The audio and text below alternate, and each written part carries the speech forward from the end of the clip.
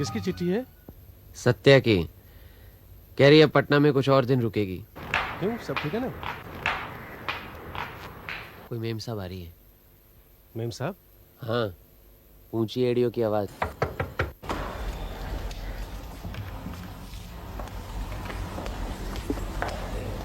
नमस्ते। नमस्ते। मेरा नाम कुमारी मधुबाला राय है।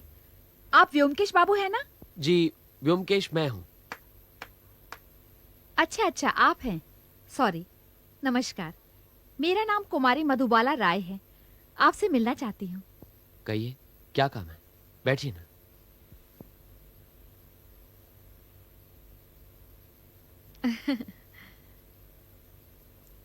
मैं पटना मेडिकल कॉलेज के अस्पताल में नर्स थी। रिटायर्ड होकर अब मैं यही कलकत्ता में रहती हूँ। किसी ने आपका नाम और पता दिया, इसलिए आपसे मिलने आई हूँ। कहिए, मैं क्या कर सकता हूँ आपके लिए? हम बहुत गरीब हैं व्योमकेश बाबू। हमारे पास जो थोड़ा बहुत था। देखिए, पैसों की बात बाद में करेंगे, पहले आप काम तो बताइए। मेरे लड़के की जान खतरे में है व्योमकेश बाबू, आप उसे बचाइए। आपका लड़का? लेकिन आपने तो अपना नाम कुमारी मधुबाला बताया ना? मेरा लड़का मतलब मैंने उसे पाल पोस कर बड़ा किया है। अनादि बाबू ने उसे गोद ले लिया है। अनादि बाबू के 2 भतीजे हैं, नेमाई और निताई। एक मिनट रुकिए रुकिए, ऐसे कुछ समझ में नहीं आ रहा है। आप शुरू से बताएंगी, तरतीबवार। करीब 20 साल पहले की बात है। तब मैं पटना अस्पताल में नर्स थी। एक आदमी अस्पताल में गर्भवती महिला को दाखिल करा के खुद गायब हो गया। 2 दिन बाद उसे बच्चा हुआ। वो खुद गुजर गई। उस लावारिस बच्चे को लेने कोई नहीं आया। मुझे उस पर तरस आया। मैंने उसे पाल पोस कर बड़ा किया। जब वो 5 साल का था तो मुझे एक बेनाम चिट्ठी मिली। उसमें 400 रुपये थे। उसमें लिखा था, मुझे पता है कि मेरा बच्चा तुम्हारे पास है, तुम ही उसकी परवरिश करो। कुछ रुपये भेज रहा हूं, मौका लगा तो और भी भेजूंगा। किसकी चिट्ठी थी? कुछ पता चला?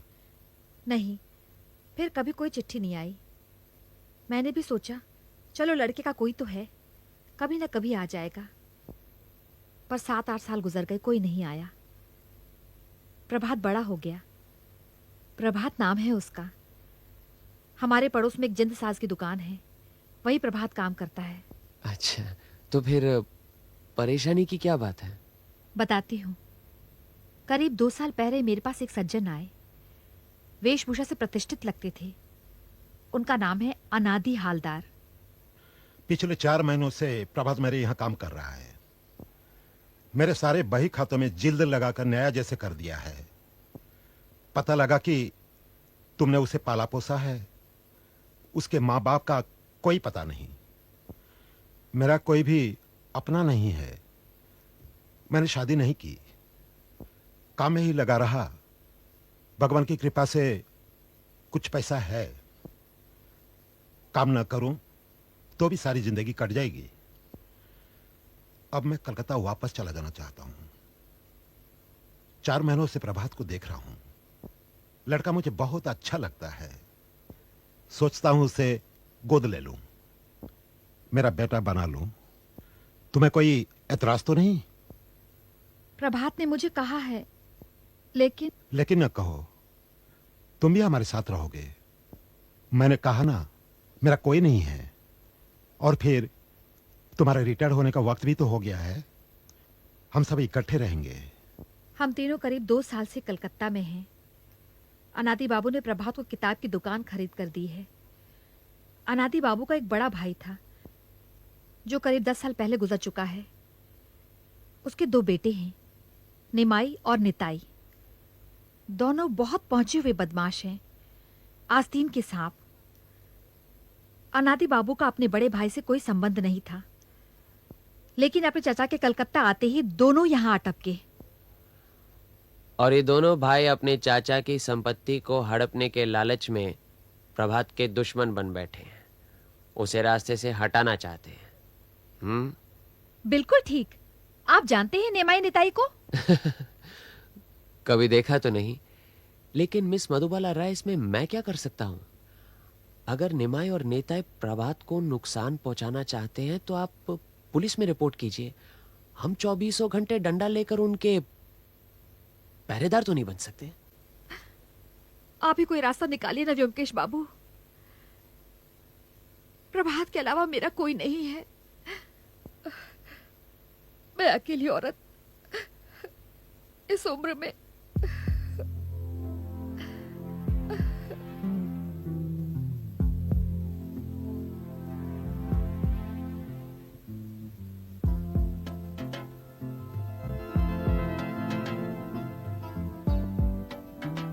अच्छा ये बताइए कि ये दोनों भाई कहाँ रहते हैं? नेबूतला में। क्या नहीं नहीं, बैठिए बैठिए, बस पता बता दीजिए। वो तो मुझे नहीं मालूम, प्रभात को मालूम है।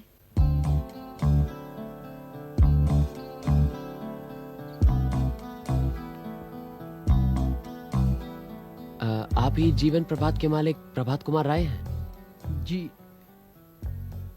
मेरा नाम प्रभात हालदार है। हाँ हाँ वही। अनादि बाबू ने आप ही को गोद लिया है ना? जी। आप? मेरा नाम ब्योमकेश बख्शी है। ओह, ब्योमकेश बख्शी। फिर तो आप जरूर अजीत बाबू हैं। आपकी किताबें भी हैं हमारी दुकान में, वो देखिए। क्या चाहिए आपको? हमारे पास बहुत पुरानी पुरानी किताबें हैं। नहीं नहीं, फिलहाल तो हमें सिर्फ निमाई नेताय का पता चाहिए। क्या चाहिए? अनादि बाबू का मकान यही है? नहीं। अनादि हलदार यहाँ नहीं रहते? नहीं। शायद गलत पता मिला है। यहाँ उनके कोई रिश्तेदार, मेरा मतलब आप दोनों। आपको क्या चाहिए? आप जा सकते हैं। अगर आप उनके रिश्तेदार हैं तो क्या आप उनका पता बता सकते हैं? नहीं। आप लोगों के हाथ में बंदूक है, इसका लाइसेंस तो जरूर होगा आपके पास। आपसे मतलब? नहीं, यूं ही। चलो।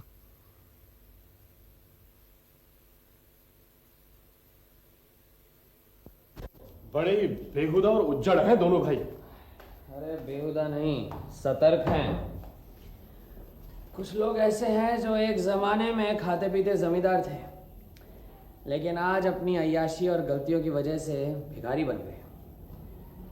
अपनी पुरानी शान को फटे कपड़े और टूटी इमारतों के बीचों बीच कायम रखना चाहते हैं। किसी से खुलकर बात नहीं करते, उल्टा लोगों पर शक की नजरों से देखते हैं। ऐसे लोग अक्सर डरपोक, उज्जड़ और लोभी होते हैं। लेकिन अब करोगे क्या? केस में कुछ दम लगता है? मधुबाला ने ठीक ही कहा था, दोनों आस्तीन के सांप है, लेकिन ऐसे वैसे नहीं, जहरीले नाग हैं। तुम्हारे कहने का मतलब है कि दोनों भाई मिलकर प्रभात को खत्म करना चाहते हैं? अपना मतलब सीधा करने के लिए कुछ भी कर सकते हैं लोग। अब क्या करें? कल अनादि हलदार के दर्शन करते हैं। भतीजों के दर्शन तो कर लिए, अब चाचा के ना किए तो अच्छा नहीं लगता।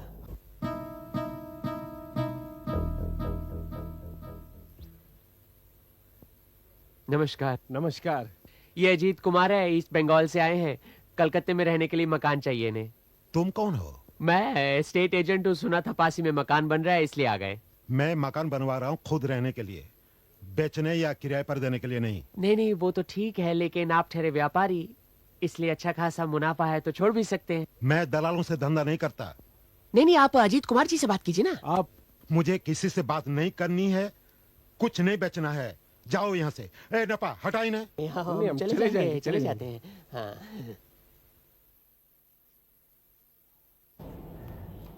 सरकार, क्या है?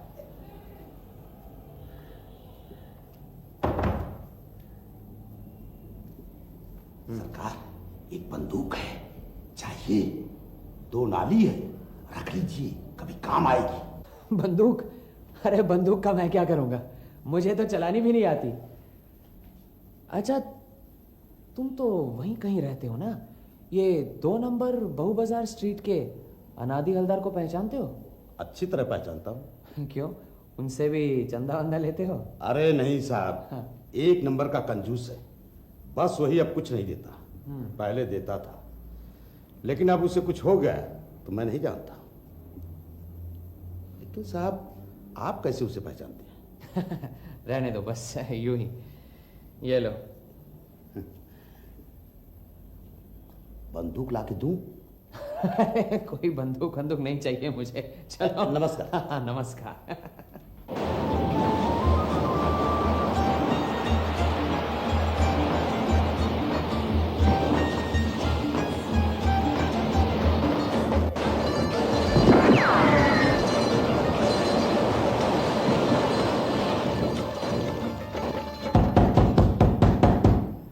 योमकेश बाबू, योमकेश बाबू, अरे कौन है?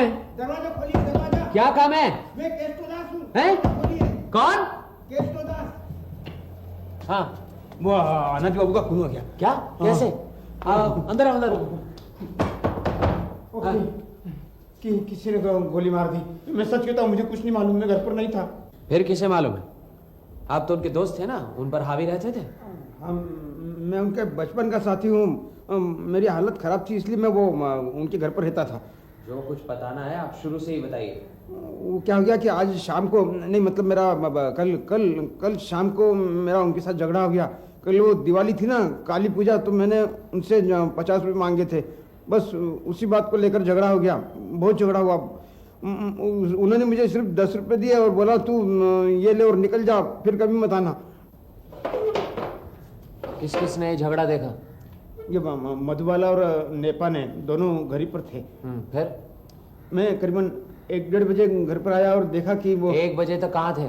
नहीं, आपसे झूठ नहीं बोलूंगा साहब, लेकिन मैं अड्डे पर गया था शराब पीने के लिए। वहाँ पर जुआ भी खेला, जुए के अंदर मैं 30 रुपये जीता भी, और फिर जरा इधर उधर। हाँ। घर आकर क्या देखा? वो सीढ़ियों से ऊपर जाके देखा तो वो, अरे यहाँ क्यों बैठे हो? केष्टो बाबू, ये आपका काम है। आपने अनाज को खून किया है। खून? कब, कहाँ, किसने? वहाँ बालकनी में जाकर देखिए।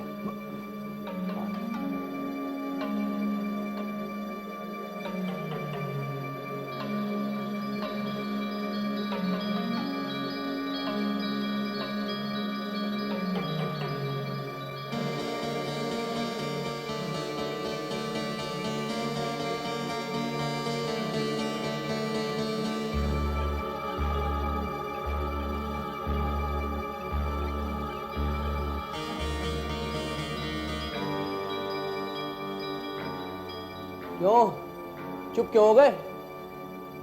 तुम लोग मुझे क्यों दोष देते हो? मैं क्यों अनाज का खून करूंगा?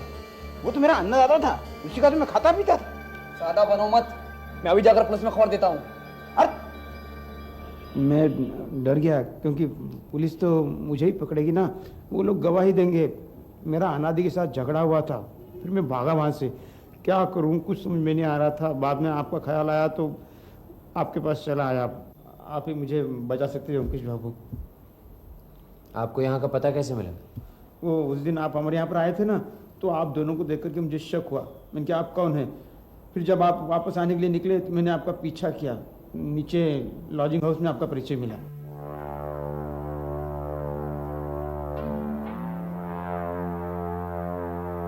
तो आपने अनादि बाबू का खून नहीं किया? नहीं योमकेश बाबू, मैं क्यों करूँगा? आप ही सोचिए, मुझे क्या फ़ायदा था? क्यों? उन्होंने तो आपको घर से बाहर निकाल दिया था।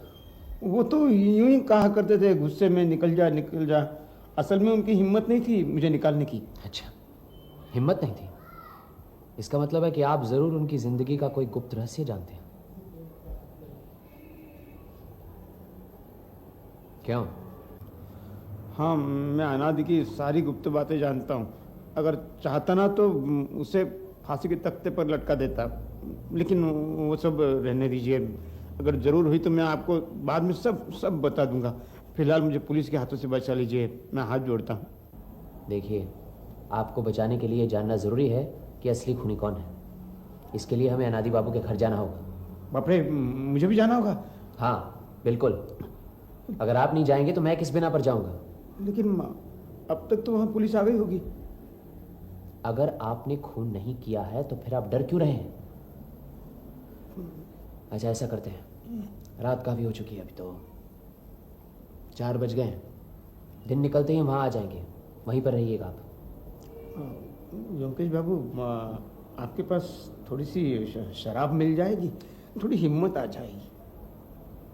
हम शराब नहीं रखते, जाइए आप यहाँ से। अभी तो सब अड्डे भी बंद हो गए होंगे।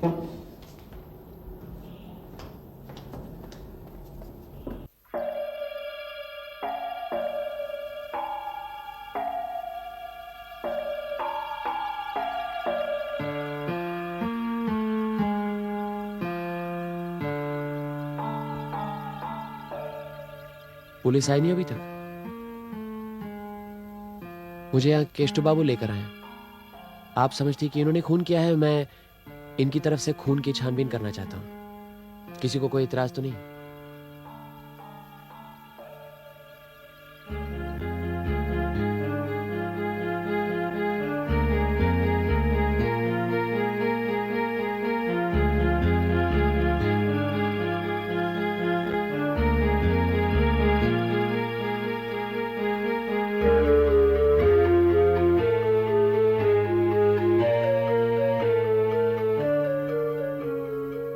ये कहाँ की चाबी है? अनादि बाबू के कमरे में लोहे की एक अलमारी है, उसी की चाबी है। अलमारी में क्या रुपए पैसे थे? क्या पता, अनादि बाबू किसी को अलमारी में हाथ तक नहीं लगाने देते थे। अच्छा, यहाँ आने और जाने के कितने रास्ते हैं? सिर्फ एक ही है, जहां से आप आए थे। अजीत, ये रखो, आइए।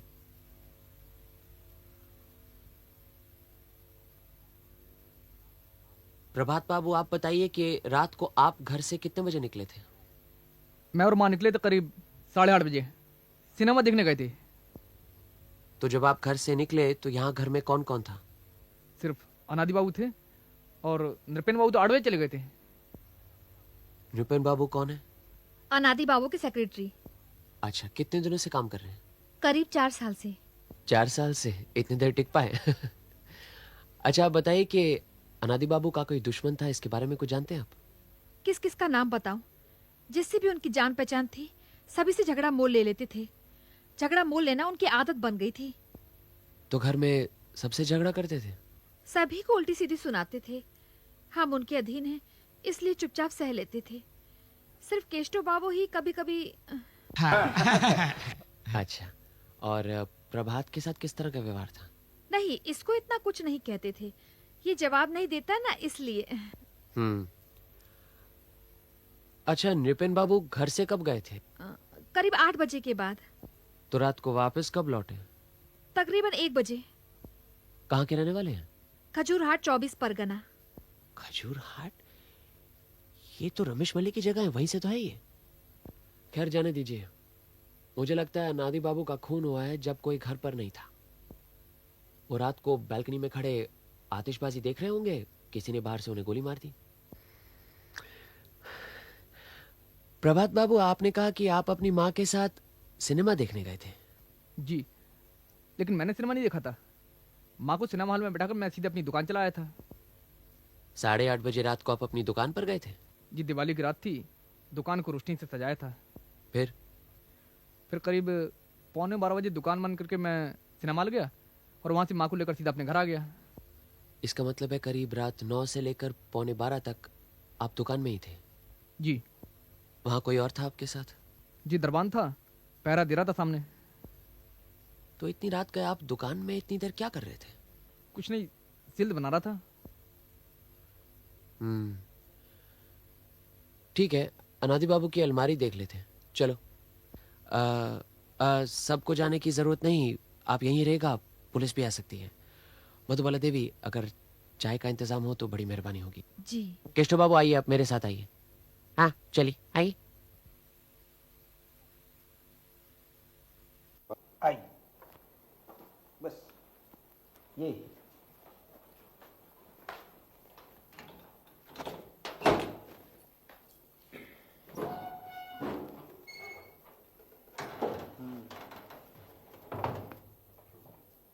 अनादि बाबू क्या खूब किताबें पढ़ते थे? कभी देखा तो नहीं। ऐसा लगता है यहाँ इस किताबों की लाइन में से कई किताबें निकाली गई है। वो कहाँ है? पता नहीं कहाँ है। ये क्या है? कहीं आते जाते थे अनादि बाबू? कोई खास नहीं, कभी वकील के यहाँ गए, कभी बैंक में चले गए, बस। ये देखो।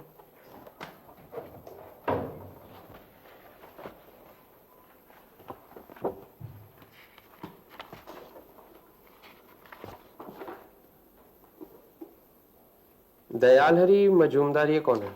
इनकी लड़की से प्रभास शादी करना चाहता था, लेकिन अनादि बाबू राजी नहीं थे। क्यों? लड़की अच्छी नहीं थी? पता नहीं, लेकिन सुना है गाना बहुत अच्छा गाती है। अच्छा। लेकिन यहाँ पर तो पढ़कर ऐसा लगता है उन्होंने 5,000 रुपए दिए थे। क्या उधार पर दिए थे? हैंड नोट है? हो सकता है जिस आदमी को 5,000 रुपये उधार दिए हैं उससे रिश्ता नहीं करना चाहते हैं। वैसे पैसे के मामले में बहुत चौकस थे। अच्छा। हाँ। इस पर तारीख भी 1 महीने पहले की है। शादी की बात तब चल रही थी? शायद उसी वक्त। अजीत, जरा ये दयाल हरि मजूमदार का पता नोट करना। हाँ बोलो। ये लिखा है 13/3 रामतनु लेन, शाम बाजार। ठीक।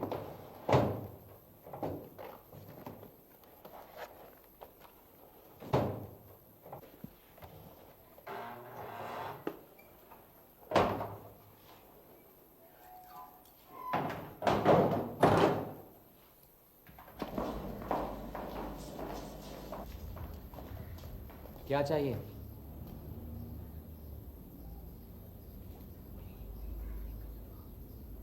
आप कौन है? मुझे इस परिवार का दोस्त समझिए। ब्योमकेश बख्शी है मेरा नाम।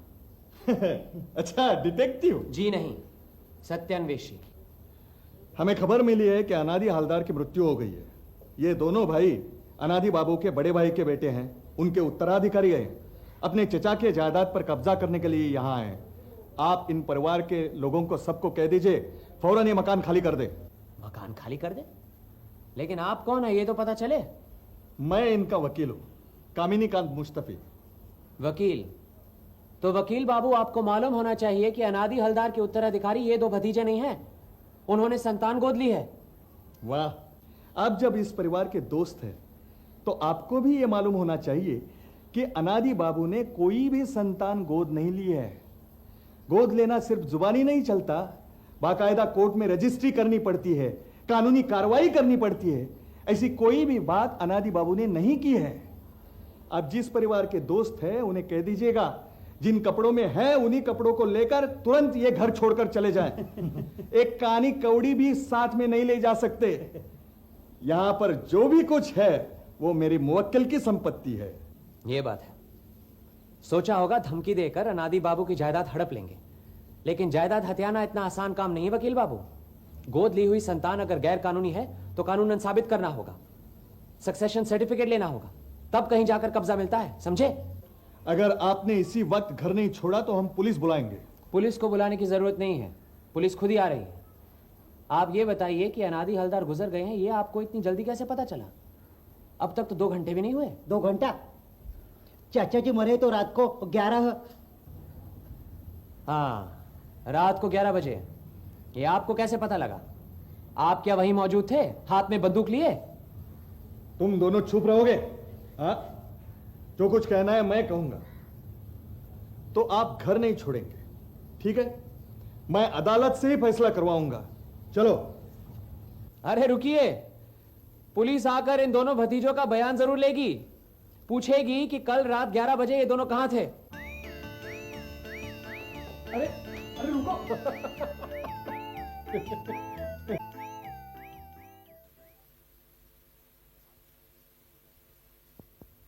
आप कानूनन अनादि बाबू के दत्तक नहीं है, ये आपने पहले क्यों नहीं बताया? क्या ये सच है व्योमकेश बाबू कि अनादि बाबू ने प्रभात को कानूनन गोद नहीं लिया? यही तो मैं जानना चाहता हूँ। क्यों प्रभात बाबू? जी, मुझे कानून तो मालूम नहीं है। जब कलकत्ता आई था तो अनादि बाबू मुझे एक वकील के पास ले गए थे। वहीं मुझे पता चला कि गोद लेने के लिए रजिस्ट्री करनी पड़ती है, लेकिन बाद में कुछ हुआ ही नहीं। इसका मतलब आप जानते थे कि आप उनके वारिस नहीं हैं? जी जानता था, लेकिन मैंने सोचा कि अपनी मौत के पहले वो रजिस्ट्री करके आपको दत्तक बना देंगे। जी। मतलब प्रभात को कुछ नहीं मिलेगा, सब निमाई निताई ले जाएंगे। माँ तुम परेशान क्यों हो रही हो? हमारी दुकान तो है, उसी से गुजारा हो जाएगा। शुक्र है उनकी मौत के लिए कोई तो रोया। चलो आओ यहाँ।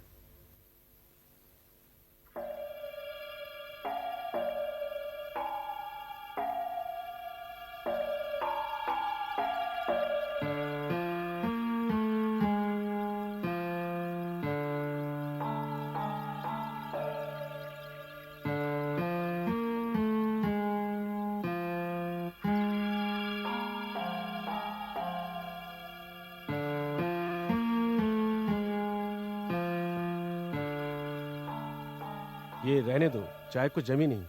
अच्छा ठीक है, चलो चलो कि बैठकर चाय पीते हैं। ठीक है, चलते हैं। एक काम करते हैं, पहले इस मकान के चारों तरफ की गलियां घूम लेते हैं। अरे गलियों में क्या देखोगे तुम? चलो चलो।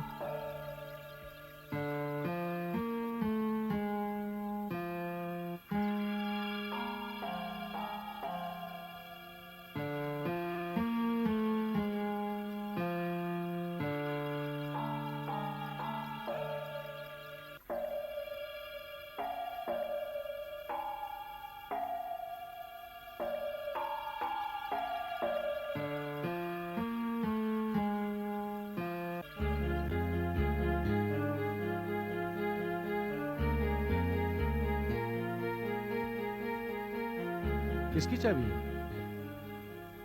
दावे के साथ तो नहीं कह सकता, लेकिन अनादि हलदार की अलमारी की लगती है। अनादि हलदार? उसकी चाबी तो तुम अभी थोड़ी देर पहले उसकी कमर में खोस के आए हो। दूसरी भी तो हो सकती है। दूसरी? लेकिन यहाँ कैसे आ गई? वो देखो, उस खिड़की से। चलो। माफ कीजिए, आप ही इस होटल के मालिक हैं? जी हाँ, आइए बैठिए।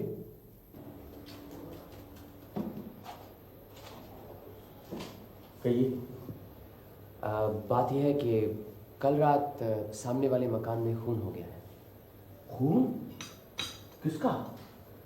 सामने वाले मकान में अनादि हालदार का। क्या अनादि हालदार का खून हो गया? आप पहचानते हो उन्हें? अरे पहचानता क्यों नहीं, वो सामने वाले मकान में ऊपर ही तो रहते हैं। कल रात भी उनको देखा था मैंने। अच्छा, कहाँ? अरे वहीं अपनी बालकनी में खड़े दिवाली की आतिशबाजी देख रहे थे। आप कुछ खुलासा बता सकेंगे? देखिए, मैं उनके खून के बारे में छानबीन कर रहा हूँ। मेरा नाम ब्योमकेश बख्शी है। हो, तो आप व्योमकेश बाबू हैं। ओह भाग्य हमारे। अरे गणेश, जल्दी से चाय आमलेट लेके आना। नहीं, आप तकल्लुफ मत करें, हम अभी तो आप ही की होटल में खा पी चुके हैं। अरे ऐसे कैसे हो सकता है? आप जैसे महानुभाव हमारे यहाँ आए हैं और हम कुछ ना करें? बताइए, आप क्या जानना चाहते हैं? जो भी आप जानते हैं, जो कुछ भी आप बता सकते हैं। जी, मैं यहीं रहता हूँ। एक कमरा मेरा है और दूसरे कमरे में कुछ लड़के रहते हैं। तकरीबन 7 लोग होंगे। 2 लड़के दिवाली की छुट्टी के लिए घर चले गए और 2 दिवाली की रोशनी देखने के लिए शहर में चले गए। बाकी सब ताश खेल रहे थे, मैं भी उनके साथ खेल रहा था। खिड़की के पास ही तख्तपोश है, उसी बैठ के हम लोग खेल रहे थे। जब भी मेरी नज़र बाहर जाती थी, अनादि बाबू बालकनी में खड़े दिवाली का मजा लेते हुए नजर आते थे। तकरीबन 10:30 बजे तक हम लोग खेलते रहे। जो उसके बाद उनको नहीं देखा? नहीं, हम सब खा पी कर सो गए। और ये जो लड़के रोशनी देखने गए थे, ये कब लौटे? उनमें से एक तो 12 बजे रात को लौट आया था, मगर दूसरा अभी तक नहीं लौटा है। अब भी रोशनी देख रहा है। अनादि बाबू की लाश बालकनी में पड़ी मिली थी। गोली सीने से लगकर पीठ से पार हो गई। हमारा ये ख्याल है कि यहीं इसी होटल से किसी ने बंदूक चलाकर उनकी हत्या की है। हमारे होटल से? कौन मारेगा? यही तो पता लगाना है। आपने कहा कि रात 7 के बाद आप पांचों के अलावा और कोई ऊपर नहीं गया, ठीक है ना? मुझे तो यही लगता है, फिर भी पूछ लेता हूँ। ऊपर एक हमेशा के लिए नौकर है, शायद उसे मालूम हो। हरीश, अरे हरीश। जी हाँ सरकार। कल शाम कहाँ थे तुम? मैं यहीं ऊपर था सरकार, सारा दिन सीढ़ियों पे बैठा रहा। आप लोग ताश खेल रहे थे। कब तक बैठे थे? 12 बजे जब बीरू बाबू आए तब मैं कंबल ओढ़े हुए यहीं बैठा था, कहीं भी नहीं गया। तो ये जब ताश खेल रहे थे तुम वहीं 12 बजे तक सीढ़ियों पर थे, हिले नहीं वहां से? जी नहीं, बस 5 मिनट के लिए नीचे गया था, राम बाबू के लिए तंबाकू लाने। कब, किस वक्त गए? 9 बजे। तो 9 से 12 तक वहां कोई नहीं आया? इनके पास तो कोई नहीं आया था। 10 बजे के करीब तिमंजले वाले बाबू आए थे।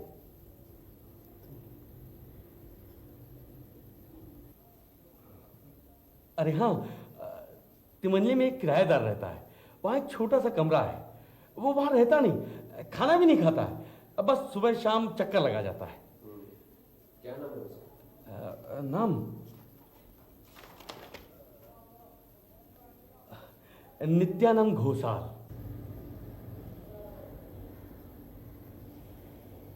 अच्छा, रोज ये दोनों वक्त आते हैं, तो जाहिर है कि कलकत्ते में रहते हैं। कितने दिनों से हैं यहाँ पर? करीबन 6 महीने से। वक्त पर किराया दे देते हैं, कोई खटपट नहीं। दिखने में कैसे? गोल बटोल ठिगने से। नित्यानंद बाबू जो 10 बजे आए, तो क्या तुमसे कोई बात नहीं हुई? जी नहीं, वो बातचीत करते ही नहीं, बैग लेकर सीधा तिमंजले चले जाते हैं। बैग? जी हाँ, वो जब भी यहाँ आते हैं उनके हाथ में एक चमड़े का बैग रहता है। कितना बड़ा बैग है? लंबा सा, तमाशे वाले जैसे बांसुरी बैग में रखते हैं ना, हाँ। ठीक वैसा ही। अच्छा अच्छा, क्लैरिनेट रखने का बैग उसी तरह का होगा। तो ये क्या अपने कमरे में बाजा बजाते थे कोई? बजाते हुए तो मैंने उन्हें कभी नहीं सुना।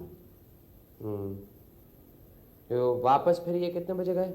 1 घंटे के बाद, बहुत जल्दी में थे, दनदनाते हुए उतरे और चले गए। ठीक है, जाओ, आप जाओ। जी। क्या हम ऊपर के कमरे देख सकते हैं? जी हाँ, क्यों नहीं? पर उससे पहले चाय नाश्ता हो जाए। नहीं नहीं, पहले कमरे देख लेते हैं, बाद में फुर्सत से। अच्छा चलिए। आइए आइए आइए आइए। इस कमरे में मैं रहता हूँ। अकेले? जी नहीं, बीवी बच्चों को गांव भेज दिया है। आजकल यहाँ की जो हालत है। अच्छा किया। और ये बड़ा हॉल है, यहाँ 7 जने रहते हैं। देखेंगे आप? नहीं, समझ लीजिए देख लिया। चलिए ऊपर चलते। छत पे आइए आइए।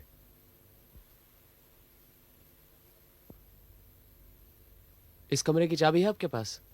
लीजिए, देखिए इसमें से कोई लगती है या नहीं। वैसे किराएदार की गैरहाजिरी में कमरा खोलना उचित नहीं है, लेकिन आप जो कह रहे हैं तो।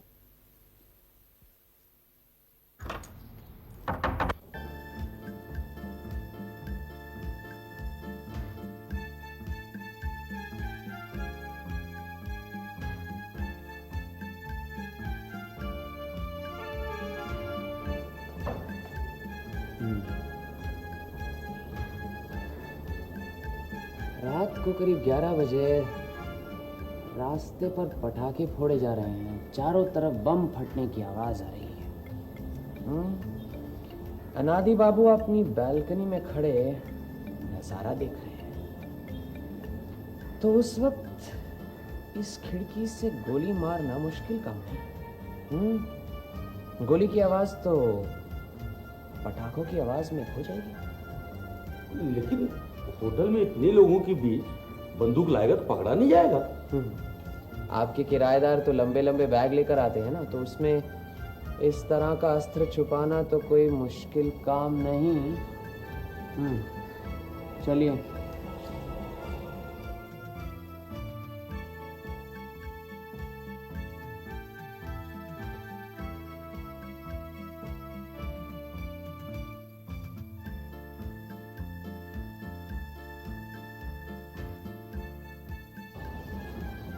ये तो हाल ही में गिरा लगता है। ये कमरा क्या रोज साफ होता है? नहीं, कमरा खुला नहीं होता। ये प्लस्तर जो गिरा है, आप क्या बता सकते हैं कब गिरा?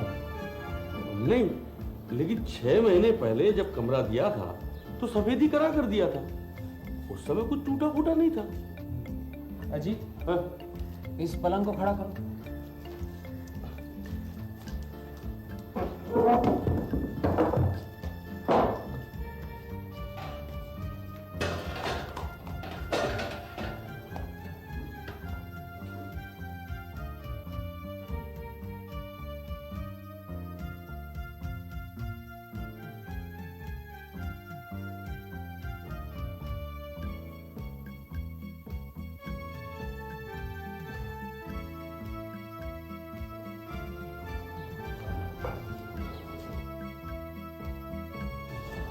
ये यहाँ पर कहाँ से आई? और आई तो फिर कब आई? यहाँ इस कमरे में क्या किसी ने बंदूक चलाई थी? ये जो खिड़की है क्या ये हमेशा खुली रहती है? नहीं, खुली तो नहीं रहती, लेकिन कब्जा खराब हो गया, मरम्मत करवानी।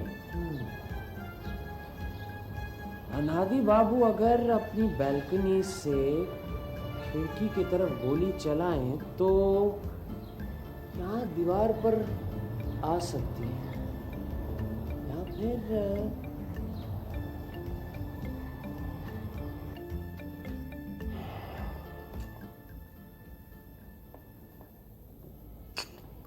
किसने खून किया, कुछ सुराग मिला? अभी नहीं, लेकिन जिसने भी किया है बड़ी सोच समझकर अकलमंदी से किया। दिवाली की रात, चारों ओर पटाखों की आवाज और उसके बीच गोली की आवाज कैसे सुनाई देगी? कौन हो सकता है? कोई भी, सबका अपना अपना मकसद है। इधर निमाय नेताय को लो ना, बुड्ढा किसी को गोद ले उससे पहले ही उसे उड़ा दो।